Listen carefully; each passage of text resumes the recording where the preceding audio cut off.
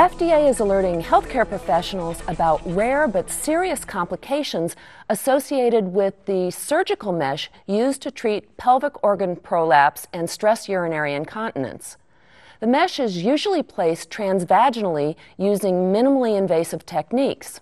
Over the past 3 years, FDA has received over 1,000 reports of complications.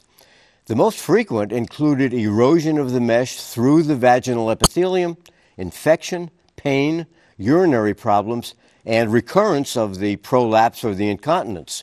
Treatment of the complications included IV therapy, blood transfusions, drainage of hematomas or abscesses, and additional surgical procedures, in some cases to remove the mesh. FDA has several recommendations to help reduce the risk. First, clinicians using mesh for the treatment of pelvic organ prolapse and stress urinary incontinence should obtain specialized training for each of the mesh placement techniques and be aware of their risks.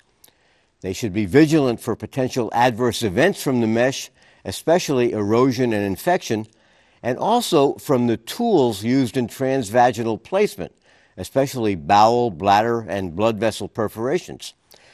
They should inform patients about the potential for serious complications and their effect on quality of life, including scarring and pain during sexual intercourse. Patients should also be informed that implantation of surgical mesh is permanent and that some complications associated with the mesh may require additional surgery that may or may not correct the problem.